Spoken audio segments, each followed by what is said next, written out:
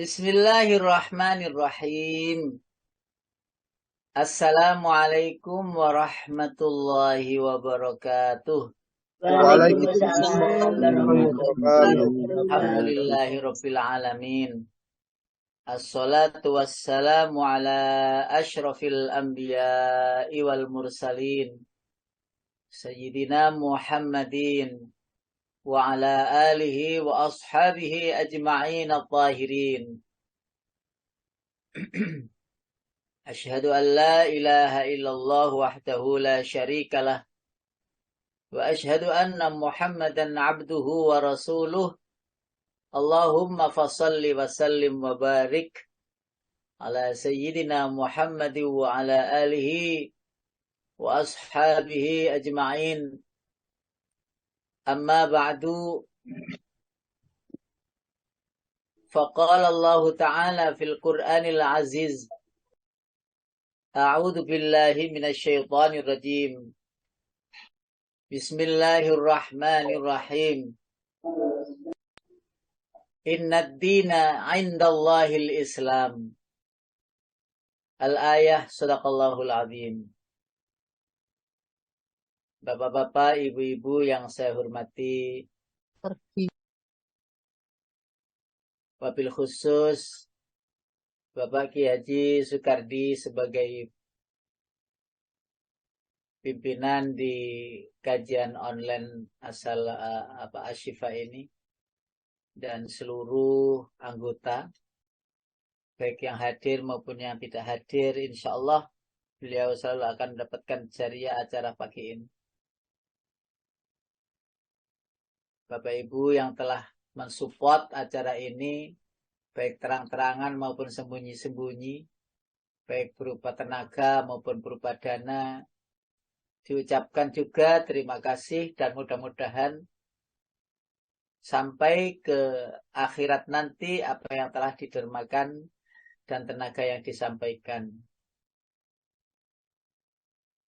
Wabil khusus memang yang selalu hadir di pagi hari Ahad begini dan hari-hari yang lain, panjenengan semuanya dalam keadaan insya Allah sedang naik imannya, sedang in-innya, sedang semangat-semangatnya. Dan sekali lagi ada penurunan semangat, hal biasa, tapi jangan lama-lama. Semangat lagi dan semangat lagi. Apalagi kalau semangatnya terus membara, terus mencari ilmu, pengembaraan diri, roh jadi gemuk, rohani kita jadi sehat. Sebagaimana jika badan ini kita asupi makanan-makanan yang sehat, insya Allah kuat dalam beribadah. Pasrah kepada Allah dalam segala hal, karena dunia semakin meruncing, mengerucut kepada akhir zaman. Siapa-siapa yang tidak hati-hati dalam berkehidupan ini, tidak fokus dalam kepulangan, maka dia akan merugi sepanjang zaman. Tak terhenti kerugiannya. Terus merugi, dan itu akan menjadi penyesalan yang abadi. Karena itu bagi siapa yang lurus di jalannya istiqomah dalam mencari ilmu dan ibadah, insya Allah dia akan mendapati kebahagiaan, kesenangan yang abadi pula. Sehingga dia termasuk orang-orang yang beruntung dan tidak merugi karena tidak tertipu dengan kehidupan dunia yang semu. Seakan-akan. Nah, sedih kita apabila akhirat kita ini belumlah kita maksimalkan dalam pencariannya. Dan tidak boleh sedih perkara dunia. Kalau sedih perkara dunia berarti menyedihkan sesuatu yang hina dan rendah. Karena itu topik yang ada pada pagi hari ini bukan tanpa alasan saya sampaikan. Bukan tanpa alasan, tetapi penting halnya. Kenapa? Karena itulah kebanyakan manusia. Ya, lupa diri dan tidak fokus ke dalam perjalanan kehidupan berikutnya. Bapak Ibu yang dirahmati Allah, sebagaimana biasa, saya mesti bertanya kepada panjenengan semuanya pertanyaan yang sama sebagaimana biasa. Kalau saya tanya begitu panjenengan boleh take apa ini chatnya, boleh langsung menjawabnya, boleh raise hand ya. Ini pertanyaannya, beragama tapi tidak bertuhan. Bertuhan tapi tidak beragama. Dua-duanya itu memiliki penjelasan walaupun berbeda penjelasannya, tetapi maksudnya insya Allah tidak lain, tidak bukan, yaitu satu maksud. Bapak Ibu yang dirahmati Allah, di situ ada topik, panjenengan bisa lihat di HP-nya masing-masing atau laptopnya. Beragama tapi tidak bertuhan. Bertuhan tetapi tidak beragama. Waduh, iki bolak-balik Ustaz iki. Pada pentingnya ini Bapak Ibu. Sama-sama pentingnya. Panjenengan sudah bisa bayangkan kok. Panjenengan insya Allah sudah bisa bayangkan. Biasanya ini Pak Sami tidur ya biasanya. Masih Apa Ustaz. yang dimaksud dengan beragama tapi tidak Tuhan? Monggo, boleh Pak. Jika mau atau siapa yang monggo. Saya berikan dulu kesempatan, monggo. Maaf Ustaz, ini saya mungkin bisa juga salah ya. Tapi saya ingin menyampaikan. Beragama tapi tidak bertuhan. Ini pengertian saya ini ya. Tapi nanti tolong nanti kan akan ada penjelasan. Iya, bebas. Ini merdeka memilih, menjawab dan lain sebagainya, merdeka. Saya 17 Agustusan, Pak. Gini pengertian saya, orang yang sudah mengaku ya beragama tapi Tuhannya lain gitu loh Ustaz. Tuhannya lain bukan gitu. Allah. Catat. Nah, terus kemudian bertuhan tetapi tidak beragama. Nah, ini kebalikannya Ustaz. Memang kata-kata ini kan kebalikan. Dia sudah ngaku, sudah syahadat, sudah ngaku beriman kepada Allah, tapi tidak mau melaksanakan apa yang dilakukan oleh perintah Allah. Nah, kan sudah ada petunjuknya bahwa kalau memang mengaku itu kan petunjuknya Al-Quran dan hadis. Nah, inilah komentar saya Ustaz. Ini mudah-mudahan ini diluruskan Ustaz. Ya. Oke, boleh begitu. Nanti kita saksikan keterangan-keterangannya. Baik, barangkali ada yang komen lain, komentar lain boleh, raise hand atau langsung saya Ustadz, saya gitu, monggo. Atau di chat kolom, di chat apa di SMS, di WA apa di apa ini chat itu ada chatting ya, diketik boleh. Ada, saya bacakan ini mungkin ada ya. Dia beragama, ini dari Pak Hedi ya. Dia beragama, tapi sebagai kewajibannya apa yang diperintahkan dan dilarang oleh Tuhannya tidak dijalankan dengan baik. Nah, serupa dengan jawaban tadi. Yang berikutnya, Perum beragama tapi tidak bertuhan. Beragama tapi tidak melaksanakan ajaran agama. Oke, hampir sama dengan Pak Samiti. Penjelasannya luar biasa. Oke, ngapunten. Kembali saya sampaikan, setiap materi yang saya sampaikan, bukan berarti saya itu paling bisa. Ngapunten. Aslinya itu jenengan itu bahkan mungkin lebih bisa. Cuman raiso omongi ngono tok. Mau bicara itu apa ya gitu. Tapi sebenarnya membayangkan tuh ada di sini tuh sudah ada. Cuman karena panjenengan gak biasa mengomentari, memberikan apa-apa begitu dan dalil-dalil gitu, maka komentarnya sedikit ringkas gitu. Sebenarnya panjenengan sudah tahu maksudnya. Mirip-mirip dengan penjelasan apa yang nanti akan saya jelaskan. Sehingga beragama tapi tidak bertuhan. Seseorang pasti membayangkan agama itu apa sih, kan gitu. Agama itu apa sih? Kita itu kenapa kok disuruh beragama? Terus kenapa di dunia itu agama itu banyak?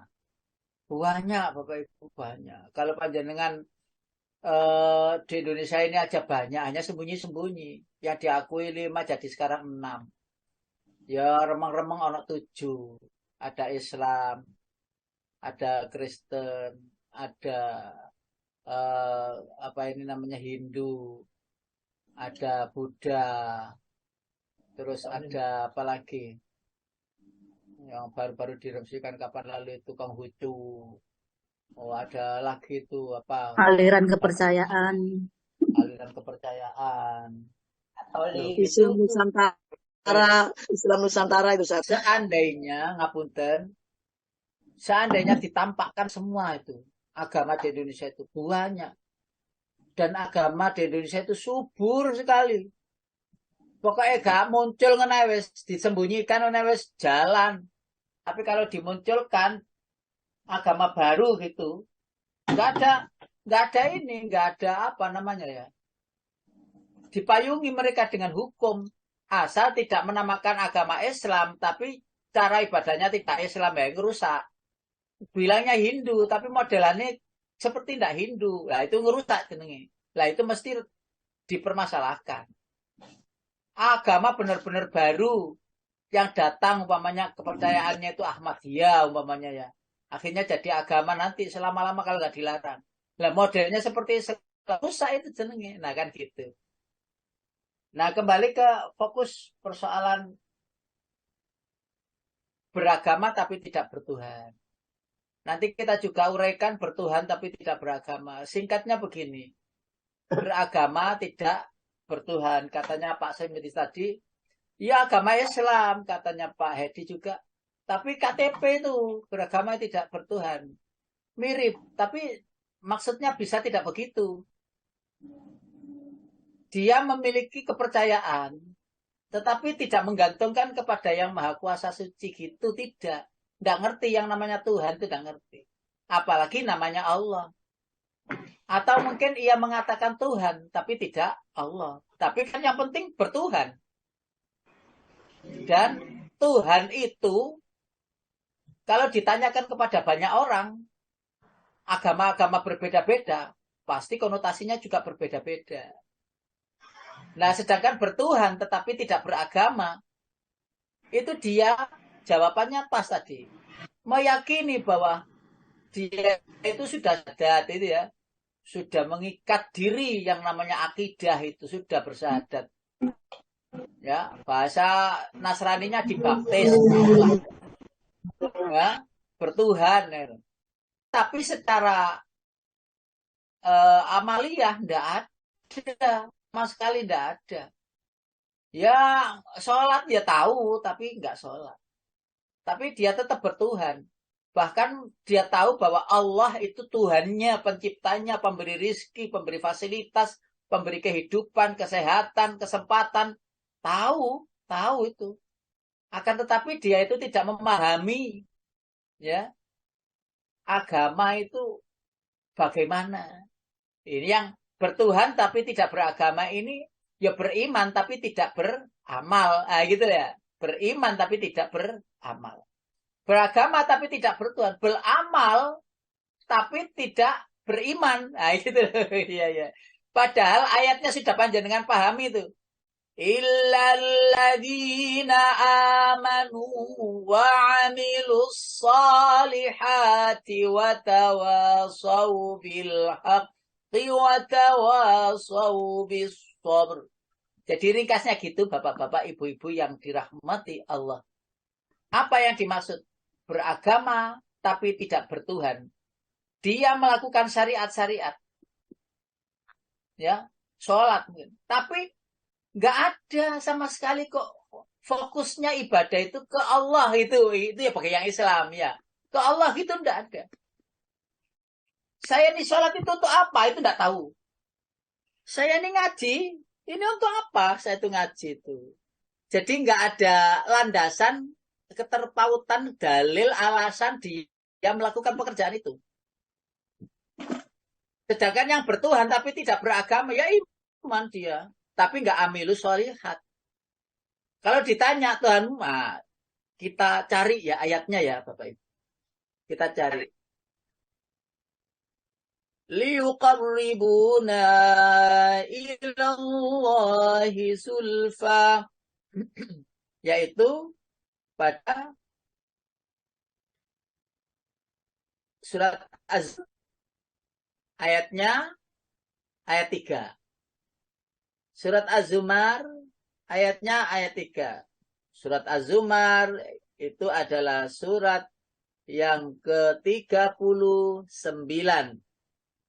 Ala lillahi dinul khalis walladzina اتخذوا من دونه أولياء ما نعبدهم إلا ليقربونا إلى الله زلفى إن الله يحكم بينهم إن الله يحكم بينهم فيما هم فيه يختلفون إن الله لا يهدي من هو كاذب كفار.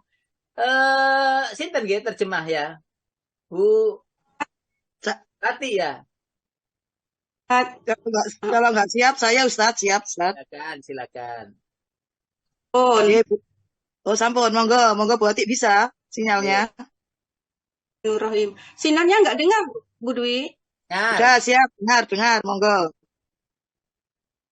Ingatlah, hanya milik Allah agama yang murni dari syirik.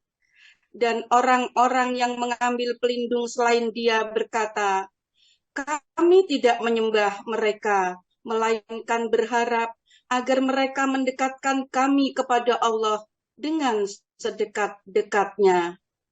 Sungguh, Allah akan memberi putusan di antara mereka tentang apa yang mereka perselisihkan.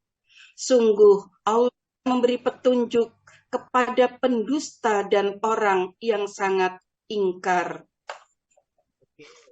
Ini bergeser kepada pemahaman umum. Ayo, panjenengan tanyakan pada orang yang suka buang kembang di perempatan jalan. Itu untuk apa, Pak? Untuk apa, Bu? Kok disebiar gitu? Ya, agar keselamatan selalu ada pada kita. Ini kan nanti Allah akan memberikan, Tuhan akan memberikan dengan ini. Ya, akan disampaikan kepada Allah. Kita tanya orang yang menyembah pohon di gunung-gunung itu. Lalu kita tanya, kenapa Bapak Ibu menyembah pohon itu? Loh, pohon itu kan tinggi. Sedangkan kita itu kan pendek orang. Ya. Pohon itu kan sampai menjulang ke langit ya, saking tingginya, wong besar memang pohonnya itu. Untuk apa itu? Agar dia menyampaikan apa yang aku sampaikan di bawah kakinya atau akarnya ini, itu menjulang ke sana. Jadi mereka masih dinamisme, menganggap bahwa benda-benda itu mempunyai roh, bisa bicara dan menyampaikan sesuatu. Nah, kalau kita tanya kepada orang yang menyembah larung laut, agar ini makanan-makanan ini sampai kepada Tuhan kami sebagai bentuk rasa syukur dan sebagainya dan seterusnya. Jadi semuanya beralasan sebagaimana ayat itu. Untuk apa? Liyuqarribuna ilallahi zulfa. Agar kami didekatkan kepada Allah nantinya. Nah, hal-hal seperti itu adalah bertuhan tapi tidak beragama. Dia mengaku Allah ada, Tuhan ada. Tetapi cara untuk menyambungnya tidak sesuai dengan apa yang disiapkan oleh Tuhan, oleh Allah. Apa yang dilakukan itu yang akhirnya keterangan saya di sini, ada yang namanya budaya. Nah, kita akan berbicara tentang agama. Setelah agama nanti kita bicara. Nah, ngapunten Bapak Ibu, agama itu ada 3 hal yang perlu difahami. syarat disebut sebagai agama. Yang pertama, teori ketuhanan. Bagaimana mereka membuat sebuah rancangan, bagaimana sih Tuhan itu? Nah, itu kalau mereka itu lulus dan tanpa konflik, maka akan diterima. Banyak konflik, tetapi kok bisa diterima? Ya itu lucu. Wah, manusia itu makhluk terbaik dalam hal berpikir. Itu ternyata dengan teori ketuhanan mereka salah. Yang kedua, syarat agama itu adalah syariat. Modelnya gimana? Syariat modelnya gimana? Bertentangan dengan hukum alam pada keumuman ya masyarakat atau tidak? Nah, kalau bertentangan, ya enggak mungkin bisa dianggap sebagai agama. Nanti itu bisa jadi budaya atau keyakinan atau adat istiadat atau kebiasaan macam-macam. Lalu yang ketiga, pembawa risalah. Pembawa risalah. Siapakah yang membawa risalah itu? Tentu harus dikupas latar belakang pembawa risalah. Para nabi, para rasul, ada sejarah masa kecilnya, masa dewasanya, sampai usia lanjutnya. Ada sejarahnya yang membawa. Kalau kita umat Islam, ada sejarah Nabi mulai lahir sampai terekam semua detail. Sampai pada sifat-sifatnya, kebiasaan hariannya, ucapan-ucapannya. Ketemu semuanya, ketemu. Lalu yang ketiga, yang keempat adalah kitab, tuntunannya. Nah, ini penting. Semuanya kita punya. Yang pertama, teori ketuhanan, itu kita punya. Panjenengan masih hafal teori ketuhanan? Surat ayatnya? Alhamdulillah hafal semuanya, yaitu surat Al-Ikhlas ayat 1-4. Qul huwallahu ahad. Allahus samad. Lam yalid walam yulad walam yakul lahu kufuwan ahad. Selesai. Teori ketuhanan umat Islam selesai. Silakan yang lain mencari model sendiri. Tetapi kita sudah punya model tentang teori ketuhanan. Yang kedua adalah syariat. Apa syariat agama kita ini yang menyelisihi umum? Puasa. Semua ada puasa. Bahkan binatang ada puasa. Iya. Percaya enggak binatang ada puasa, Bapak Ibu? Percaya, Ustaz. Aku sering kok disampaikan. Kepompong, kupu-kupu, ular, dan seterusnya. Biasa bisa puasa 6 bulan, ya, 4 bulan gitu. Itu ular itu kalau sudah dapat satu binatang yang ditelan itu, dia akan berpuasa selama berbulan-bulan. Okay. Ayam, panjenengan ya punya toh. Wong panjenengan itu podo akeh teko desa. Ya toh. Ketika mengerami apa ini namanya? Telurnya itu. Dikira enggak puasa. Puasa itu. Turun itu mau cari makan enggak ketemu, balik lagi. Kalau ada ya dimakan, kalau enggak ada balik lagi. Diawangi puasa untuk jadi telurnya itu anak-anak yang solih. Solih sampean. Anak-anak yang baik atau itik-itik atau ayam-ayam kecil yang bagus. Dirawangi puasa, Bapak. Enggak ada yang menyalahi. Enggak ada. Ada yang menyalahi ibadah sholat. Ruko, sujud, itidal. Lalu duduk bersimpuh yang namanya duduk tawarruk. Duduk tahiyat akhir itu. Atau duduk iftiras tahiyat awal itu. Enggak ada yang menyalahi. Bahkan semua mendapat nilai kumlot. Dari banyak ilmuwan. Oh, dapat. Wes. Sekarang kita bandingkan lagi. Dengan Hindu, dengan Buddha, apalagi dengan Kristen itu ya. Dengan paparan-paparan materinya yang enggak jelas. Enggak jelas panjenengan rungokne ta kandhane niku. lek kapan ono acara TVRI agama Kristen itu panjenengan rungokne sedilut ae. Iku gak suwe wis ngelu. Gak suwe wis ngelu. Apa meneh wong sing nang gereja kudu ngelu tok akhire tidak nyanyi ae timbangane ngelu. Akhir karaokean nang jero. Haleluya. Haleluya. Ngono wis pokoke timbangane ngantuk tidak nyanyi ae. Lah ya apa gak jelas keterangan-keterangan itu. Sehingga harus ada penginjil yang mentasrih atau apa merevisi khutbah-khutbah pendeta-pendeta yang di gereja-gereja agar tidak keras bertentangan dengan apa yang ada di Quran, apa yang ada di Injil mereka. Ya, di Quran mau menyampaikan mana saja monggo, nggak ada pertentangan antara satu sama lain. Jika ada pertentangan itu karena kita tidak mampu aja memahaminya. Lalu setelah syariat itu ada pembawanya, nabinya, pembawa risalahnya itu siapa? Cari.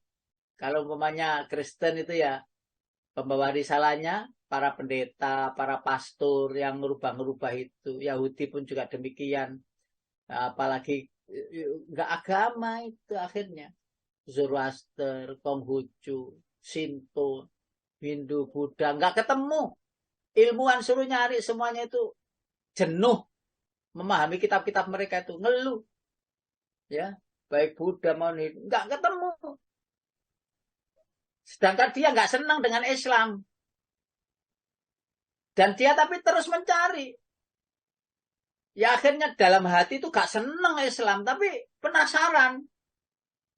Tinggal satu Islam. Akhirnya dengan ragu-ragu yang luar biasa. Kepeksa dibuka kitab Quran itu. Begitu membuka kitab Quran. Blah. Di sana awal sekali itu adalah Bismillahirrahmanirrahim. Terperanjat dia. Kaget dia. Wah ini. Penasaran jadinya. Belum-belum sudah harus menyebut nama yang Maha Kuasa. Ar-Rahman Ar-Rahim. Yaitu Allah. Lah ini mestinya kitab itu begini. Jadi begitu padahal dia sebelumnya ragu. Loh. Ya ini kitab itu didahului dengan menyebut nama Sang Pencipta. Enggak ada di kitab lain itu awal-awal menyebut nama Sang Pencipta itu begini modelannya, begini dan sebagainya. Yang Maha Rahman, yang Maha Rahim, pengasih dan penyayang. Lalu Alhamdulillah. Wah, akhirnya ketemulah sebenarnya gini. Bukalah berikutnya. Alif Lam Mim. Apa Alif Lam Mim itu? Dia enggak ngerti. Ditanya ke sana kemari kiai ulama bilang wallahu a'lamu bimuradihi. Allah yang tahu. Akhirnya ketemulah Islam tidak ada duanya. Terbukti agama Islam nilai plus sudah 3. Ketuhanan, teori ketuhanan selesai, keakidahan, ketauhidan. Masalah ajaran selesai. Ya, masalah kitab selesai, pembawa risalah selesai dan yang terakhir adalah kitab sucinya. Kitab sucinya itu bagaimana dan seterusnya. Nah, ketika orang yang sudah menemukan bahwa agama Islam itu terbaik, lah kita bilangnya terbaik itu kan karena keturunan, karena wis kadung dadi wong Islam.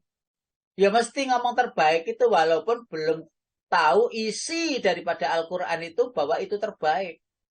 Hanya sepotong-potong sebatas itu. Nah, kalau orang yang sudah mengikuti agama Islam dan tahu Tuhannya, lalu tidak tahu isi kitabnya, lalu tidak tahu sejarah nabinya, lalu tidak tahu tentang keilmuan, tentang kodok dan qadar dan sebagainya. Lah, itu namanya bertuhan tapi tidak beragama.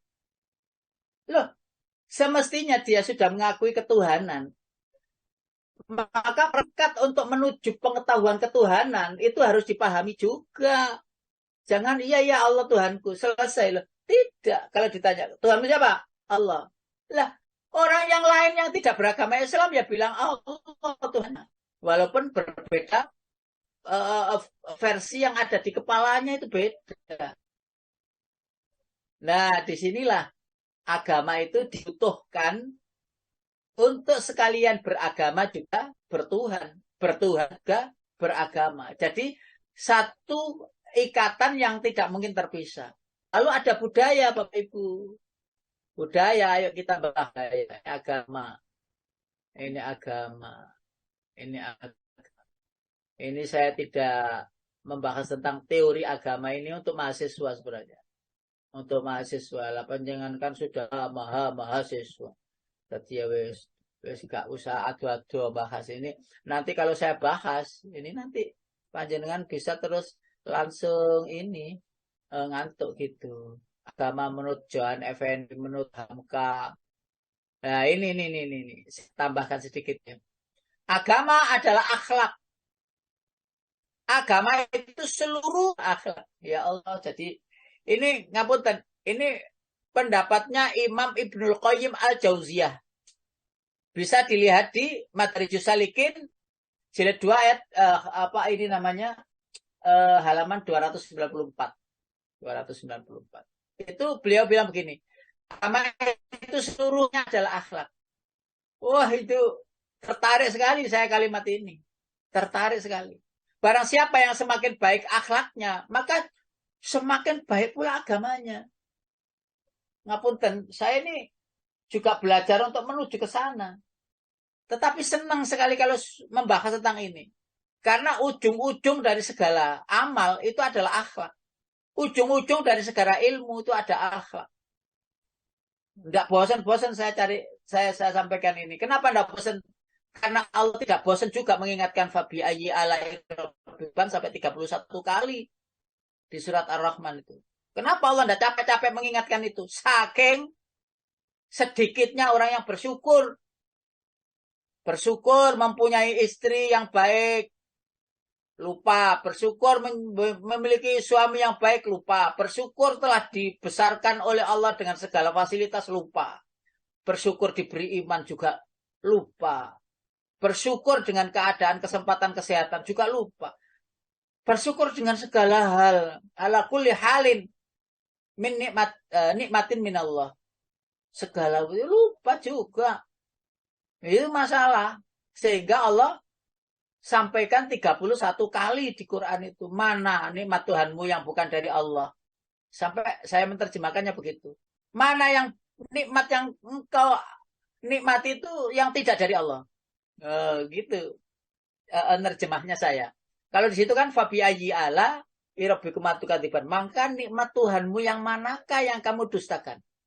Jadi saya membaliknya. Maka mana nikmat yang bukan dari Tuhanmu? Semua dari Allah, Bapak Ibu. Nah, dengan begitu itu ketahuan kita. Bahwa bersyukur itu kurang. Karena itu saya menyampaikannya tak ulang-ulang. Apalagi sing ngaji ke sembah-mbah ngene iki ya. Mbah-mbah wis ngene iki apa meneh mambengiku malam mingguan ngono ya ngopi bapak-bapak itu. Ngene iki rada-rada lesu ngono mari subuh mau. Nek gak disiapno kopi secangkir dan cemilan gitu ngantuk. Panjenengan kalau ngaji begini tuh boleh Pak, sambil ngopi boleh. Boleh Pak, panjenengan bikin kopi Bu. Kayaknya bapak-bapak itu kopi-kopi ngono lho. Jika ngantuk. Ustaz sendirian tau Ustaz. Oh iya ya Bu ya. Wah. Bu Widi ke Malang. Ya lupa Bu, lupa jenengan sendirian di rumah ya sama mbaknya itu. Iya, Bu Widi kan ke Malang. Iya. Ustaz Di juga rumah. sendirian. Lah ini kopinya sudah hadir. Berarti orangnya sudah di rumah. Nggih, alhamdulillah. Alhamdulillah. Jadi rohani kita asupi, jasmani pun juga kita asupi. Dua-duanya membutuhkan. Itulah yang disebut fid dunya hasanah wa fil akhirati hasanah. Ya Allah, kalimat ini benar sekali. Benar sekali. Agama itu seluruhnya adalah akhlak. Artinya begini. Siapapun ya, pun tidak mengaku Islam atau tidak agamanya Islam, KTP-nya agama apapun, tapi akhlaknya itu luar biasa. Itu sebenarnya dia sudah beragama. Hanya saja kalau tidak Islam ya salah. Hanya saja kalau tidak bertuhan Allah ya salah. Tapi ada orang yang tidak mengerti agama, tidak paham agama, tapi akhlaknya baik, karakternya baik. Melebihi baiknya orang yang sudah beragama. Tidak tahu agama Nasrani, Islam, umum ya. Saya bilang umum. Ya. Apalagi melebihi orang yang memiliki agama Islam, yang menganut agama Islam. Loh, akhlaknya kok nggak baik. Lah mau dibilang agama itu akhlak kok sungkanan, rasa malu gitu. Mau aku malu dalam hal tertentu loh ya, bukan segala hal malu. Engko dadi malu-maluin itu. Dikongkon ngene aku malu, dikongkon ngene aslinya gak malu, males. Itu harus dibedakan. Jadi malu dalam berjuang, itu tidak malu, lemah. Makanya ayatnya kan sudah berulang-ulang, jangan kira kau masuk surga sebelum datang kepadamu, sebelum Allah yakin bahwa kamu itu berjuang keras dan kamu itu sabar. Mahasibatum an tadkhulul jannata walamma ya'lamillahu alladziina jahadu minkum wa ya'lamas sabirin. Itu boleh dong, boleh dibuka dong ayatnya itu. Jadi terdapat dalam surat ini sering saya dengarkan kalau ceramah pagi panjenengan dengan ustaz-ustaz yang lain ini sering. Cuman panjenengan mungkin lupa ya. Di dalam surat Ali Imran itu, surat Ali Imran ayat 142. Surat Ali Imran surat nomor 3 itu ayat 142. Am hasibatum an tadkhulul jannata walamma ya'tikum walamma ya'lamillahu alladhina jahadu minkum wa ya'lamas sabirin. Monggo Bu, ayo. Kamu mengira bahwa kamu akan masuk surga, padahal belum nyata bagi Allah orang-orang yang berjihad di antara kamu, dan belum nyata orang-orang yang sabar. Saya tidak ada yang tidak saya suka, semua panjangan juga. Semua ayat itu. Semua ayat muaranya kepada akhlak itu benar. Jadi kalau panjenengan bangun pagi tadi sudah terhuyung-huyung mungkin karena baru bangun, lalu ke kamar mandi, lalu berwudu, lalu tahajud, lalu witir, lalu subuh, ya, lalu ngaji pagi begini. Ini masih apa ini namanya? Satu koneksi dari malam tadi sampai sekarang. Satu koneksi, belum tidur lagi, artinya begitu. Loh itu jihad loh Bu, Pak. Jihad loh panjenengan.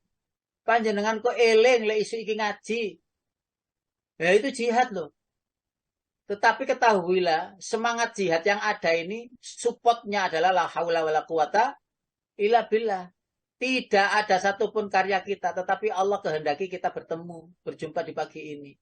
Mungkin ada yang saat ini tuh sedang istirahat karena capek ya, kemarin bekerja dan butuh istirahat dan lain sebagainya.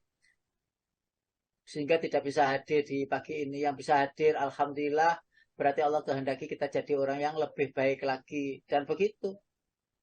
Nah, kalau kita tengok Ibnu Qayyim rahimahullah dalam Majalis Salihin tadi, hampir sama ini, bahwa agama ini semuanya isinya adalah akhlak. Ilmu agama itu seperti hujan. Sebagaimana hujan akan menghidupkan yang mati, yang gersang. Demikian pula ilmu agama akan menghidupkan hati yang mati. Kalimat ini juga disampaikan oleh syekh terkenal, ulama terkenal, yaitu Imam Al-Qurtubi yang menyusun kitab tafsir Al-Qurtubi. Ya. Tafsir Al-Qurtubi itu ada di perpustakaan, saya sering baca itu, perpustakaan Yayasan Masjid Al-Falah itu. Ada sana ada almari isinya tafsir-tafsir. Di antaranya tafsir itu ada Al-Qasimi, Al-Qurtubi, Ibnu Katsir. Tiga-tiganya itu koleksi di situ, bukunya lama, warnanya kuning saking lamanya, dan keterangannya tafsirannya, bahasanya itu bagus, bahasa Arab bagus, gampang diuraikan. Itu mengatakan beliau itu ilmu agama itu ya sebagaimana hujan akan menghidupkan tanah yang mati gersang. Demikian pula ilmu-ilmu agama akan menghidupkan hati yang mati. Jadi jangan sampailah hati kita mati. Lah itu ukuran agama yang tidak model seperti itu. Umpamanya ya, ada saya punya tetangga, punya saudara yang masih Nasrani, tapi kemarin sudah ikrar masuk Islam. Saya tanya, sampean sering nggak ke gereja? Sering. Terus sekarang nggak gereja? Ya sudah beberapa bulan nggak ke gereja. Kenapa? Ya saya kepingin aja masuk Islam. Loh, jangan begitu. Pelajari dulu kitabmu, Injilmu, baca. Apakah tuntunannya sesuai dengan hati nuranimu? Cocok. Kamu sudah hafal berapa di Injil itu? Pasal berapa? Ayat berapa? Ayo, coba bacakan di sini atau hafalkan di sini, uraikan.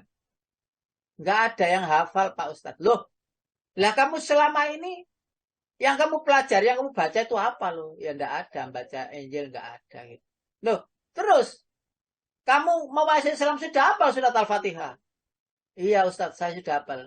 Coba, Bismillahirrahmanirrahim, Alhamdulillahirrahmanirrahim. Sampai malah loh, kenapa itu kamu hafal kok? Injil kamu yang kamu kitabmu nggak hafal? Nggak tahu Ustadz, nggak tahu. Dari mana kamu hafal itu? Waktu itu mbah saya itu, saya kan ngeramut mbah saya yang sepuh itu, kalau ke kamar mandi, terus sholat, terus baca surat Fatihah itu, sering saya kedengaran. Loh coba, sampean itu tidak menyengaja menghafal itu hafal, apalagi menyengaja. Loh, kok baru sekarang masuk Islam? Bahwa Islam itu kitabnya saja istimewa. Iya Ustaz, gini ya gitu. Akhirnya sampai mau nikah ya? Ya tak tebak saja. Sampai mau nikah. Ojo sampai itu nanti bertuhan tapi tidak beragama. Terus ngerti Tuhan di pengarannya Allah tapi tidak sholat. Iya saya inspirasi kalimat topik itu ya dari situ. Akhirnya saya tanya. Besok sini lagi bawa calonmu itu. Tak doktrinya sekalian. Akhirnya ketemu di Al-Falah. Ya. Lalu saya tanya begini. Kamu gadis, cewek, suamimu loh belum bisa jadi imam. Kamu kok maunya dan seterusnya ngobrol-ngobrol gitu. Ya laki-laki itu, ya Ustadz, saya bersungguh-sungguh masuk Islam itu, saya akan belajar dengan baik gini. Awas lo ya. Nanti kalau kamu menipu ini gadis ini, tak kejar terus ya kamu nanti. Ini gadismu, calonmu itu jadi saksi ucapan saya sekarang ini. Jadi nanti kalau ada apa-apa lapor sama saya, tak cari dia. Nah gitu, tak pressing gitu, Bapak, karena dia laki harus jadi pemimpin dan pasti Allah tanya itu nanti di akhirat itu pasti suami itu ditanya, suami bahasa saya ini ditanya oleh Allah, istrimu sudah engkau kenalkan dengan aku, dengan utusanku Rasul, dengan kitabku dan sebagainya itu, lalu jawaban kita harus tegas, jelas dan benar. Ya Allah, aku sudah membimbing istriku agar ngaji agama dengan baik, sholatnya dengan anak-anakku pula gitu. Kalau jawaban itu sudah satu itu kita jawab, maka satu langkah maju. Satu langkah maju ke depan. Jadi artinya begini, tidak ada satu langkah pun yang maju. Tidak ada satupun betis yang bisa langkah. Di akhirat itu semua berdiri Bapak Ibu. Berdiri. Keterangannya boleh lain ini. Tapi ya itu teh. Ya apa, tak terang naik Isan. Tidaklah ada yang duduk. Semuanya berdiri tegak. Lalu begitu Allah bertanya dan bisa dijawab dengan baik orang-orang yang beriman itu. Lalu langkahnya maju satu. Ditanya lagi, maju lagi satu. Ditanya lagi, maju. Kalau tidak bisa menjawab, maka dia akan gemetaran dan tidak bisa melangkah. Baik maju maupun mundur. Dia tetap di tempatnya. Maka pada orang sudah ditanya dan bisa menjawab. Pertanyaan ini ada. Dan insya Allah nyata. Jangan diragukan. Orang ada yang sudah pada di depan sana jauh karena jawabannya itu benar-benar terbukti dengan catatan. Gitu. Makanya bapak-bapak yang ikut ngaji seperti ini ya, pemahaman ya menjadi persiapan. Apakah anakmu sudah sholat, apakah anakmu sudah ngaji, bisa ngaji. Kalau belum pernah dinasihati orang tua, bapak itu terutama bapak itu. Kalau ibu itu jadi saksi saja di sana. Itu kalau nggak bisa jawab itu nggak beres urusan itu nanti nggak beres. Oke, baik. Itu nanti saya jadi baper. Lanjutnya, budaya Bapak Ibu. Bisa jadi budaya itu akhirnya jadi agama. Karena itu kalau budaya jadi agama, itu yang akhirnya bertuhan tetapi tidak beragama. Karena menjadikan agama itu dari unsur budaya, bukan dari unsur ilahiyah. Bukan dari tuntunan dari langit, bukan.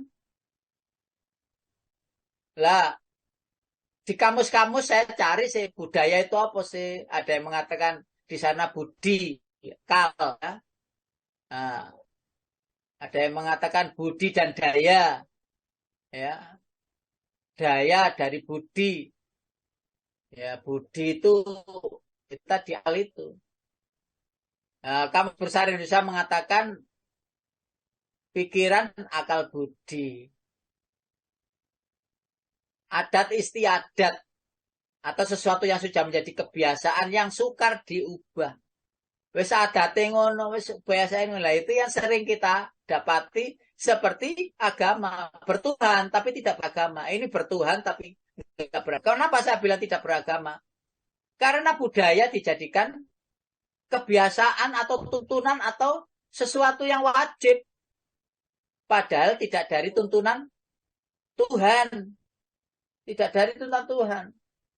Masih kalau mungkin kita tidak ya, kita tidak. Masih di lingkungan kita, kalau umpamanya ada manten, ada apa acara besar gitu, itu mesti ada takiran, ada ini, ada itu, dan sebagainya.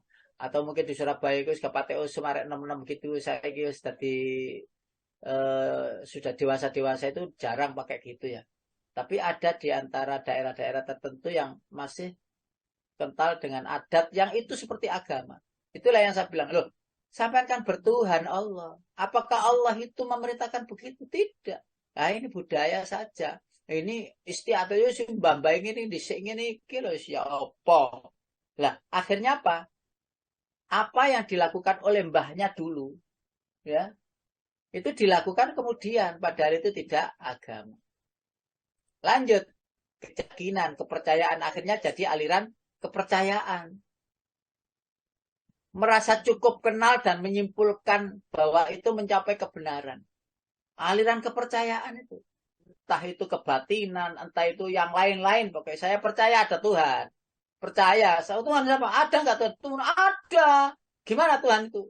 Ya pokoknya ada lah. Lah gimana engkau melakukan ibadah? Ya yang penting baik sama orang. Itu selesai gitu. Nggak ada ini perintah-perintah seperti mengabdi ada ya kita ke punden kita ke apa namanya apa itu namanya juglu-juglu itu apa namanya itu ya ke tempat-tempat tertentu ya bersama-sama untuk bersemedi apa nyepi apa gitu. Nah itu ya akhirnya dianggap benar padahal apakah Allah mengatakan begitu, memberikan begitu? Tidak loh.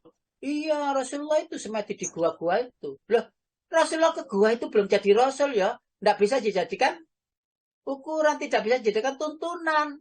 Sebelum jadi Rasul, apa yang dilakukan Rasul itu belum jadilah tuntunan. Begitu diangkat jadi Rasul, maka tuntunan itu dimulai. Jangan nyepi di gua-gua gitu. Sampai sekarang masih ada lorong-lorong gua itu ya Allah pernah saya ceritakan. Ada 12 lorong gua yang ada di Tuban sana yang gelap gulita. Dia bersemedi di situ 7 hari 7 malam ya, tidak keluar, tidak apa, tidak makan, tidak minum, tidak sholat, tidak pokoknya lo nggut tok. Berzikir begitu. Lo gimana apa ini buang airnya? Yes, buang airnya ya di situ. Ya bisnya di situ ya sudah begitu. Dan orang ini tidak tahu masuknya itu keluar, tidak mungkin bisa. Tidak mungkin bisa keluar sendiri. Pasti tersesat. Karena kedalaman gua itu luar biasa. Terus lorong-lorong itu hanya yang tahu adalah orang yang mengajak ke sana. Loh, gitu loh. Dari mana? Dari mana tuntunannya itu? Katanya gua itu gua Gua apa itu Hira itu. Lalu panjenengan ke Gua Pindul, gak ono gua ya, Gua Pindul gak ono Gori Longgo di Jogja itu. Apa Gua Selarong itu tambah gak ono guanya paling Bergoro itu Gua Selarong itu. Panjenengan kalau pernah ke sana ke Gua Selarong itu paling dalamnya itu hanya 3 meter apa gitu. Kelihatan dari luar gitu. Nah, terus ya apa mau stop di situ? Wah, bener. Nah, itu akhirnya jadi kepercayaan, keyakinan orang yang sini itu sakti, Wadraguna, masih ada Jawa. Karena itu kepercayaan itu sebuah keadaan psikologis pada saat seseorang mengasumsikan sebuah premis yang berlaku dan menjadi pondasi kekuatan diri. Kepercayaan itu ya kepercayaan itu benar. Akhirnya jadi pondasi yang kuat. Nah, kepercayaan yang nggak benar tetap menjadi pondasi yang kuat. Yang disebut dalam Allah kalau sudah orang ditutup hatinya, selesai dia. Lalu di sana ada adat istiadat yang tadi saya sebutkan. Ya, adat istiadat itu mungkin masih selaras dengan agama Islam atau apa sumber-sumber hukum Allah dari Al-Quran hadis. Ada yang tidak selaras dan seterusnya. Kalau kita masuk ke dalam beragama tapi tidak bertuhan, maka jadinya orang akan menjadi lepas kendali, ya, beragama tapi tidak bertuhan, ya korupsi masih dilakukan, ya, fitnah-fitnah memfitnah masih dilakukan, dia beragama tapi tidak bertuhan, dia merasa bahwa Tuhan itu tidak ngawasi, lah bertuhan tapi tidak beragama, ya orang-orang fasik itu, orang-orang zalim itu, kalau itu agama kita. Lalu sisanya monggo panjenengan bahas. Monggo Pak Edi dibahas di apa ini bila ada yang menguraikan atau bertanya monggo bisa saya jawab, kalau nggak bisa ya Pak Edi yang jawab. Halo, Monggo, bisa. ampun, monggo silakan.